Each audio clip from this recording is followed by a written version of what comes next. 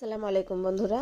আজকে আপনাদের একটা ভিডিওতে দু রকম রেসিপি দেখাবো। একটা হচ্ছে রুটি করা আর একটা হচ্ছে পরোটা করা। পরোটা আবার আমি দু রকম দেখাবো, একটা গোল একটা চৌকো। তো আগে বলি যে মুনিয়া কিচেন মানেই বারবার বলেছি সহজ সরল রেসিপি। আমি আগের দিন দেখিয়েছিলাম আপনাদের আটার পরোটা বা লুচি। এবার আজকে দেখাচ্ছি আমি আটা এবং ময়দা মিক্সিং। দেখুন, এখন মানুষ স্বাস্থ্য সচেতনতায় মানে সচেতন হয়ে গেছেন। তো এক এক মানুষ এক এক রকম খেতে পছন্দ করেন।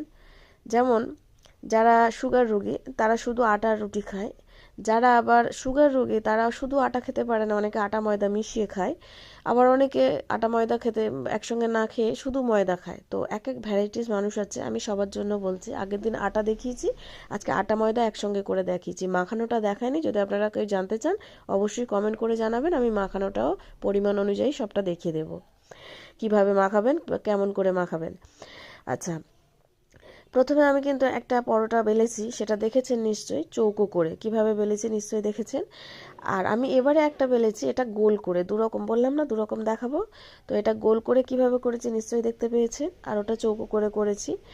তো চৌকো করে করে আমি প্রথমে কড়াই এটা এইভাবে আমি প্রথমে ভেজে নিচ্ছি, এরপরে আমি তেল দিয়ে করব। এখন আমি ভেজে রেখে দিচ্ছি। তো প্রথমে রুটিটা দিয়ে দিয়েছি ওর মধ্যে, দিয়ে আমি উল্টে পাল্টে এটাকে রুটিটাকে বানিয়ে নেব। আর এদিকে একটা রুটি গোল যেটা করেছিলাম সেটাও বানিয়েছি।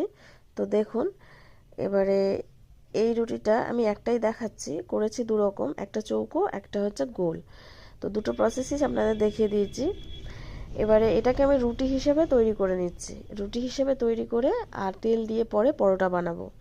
আপনারা ঘিও ইউজ করতে পারেন, যে যেটা পছন্দ করেন, কোনো ব্যাপার নেই, বাটারও ইউজ করতে পারেন, যার যেটা পছন্দ। তো আমি তেল দিয়েই দেখাবো। এবারে এভাবে তিনবার উল্টে পাল্টে আমার রুটিটাকে আমি তৈরি করে নেব। রুটিটা তৈরি করা যখন হয়ে যাবে তখন আমি তুলে নিয়ে আরেকটা রুটি, শুধু প্লেন রুটি করাই দেখাবো আমি আপনাদের। তো দেখুন, এই রুটিটা, এটা আমি রুটি করছি আপনারা। এবারে আটা ময়দা একসঙ্গে রুটি করা দেখাচ্ছে, কত সুন্দর ফুলেছে দেখতে পাচ্ছেন। তো এভাবে বানিয়ে নেবেন।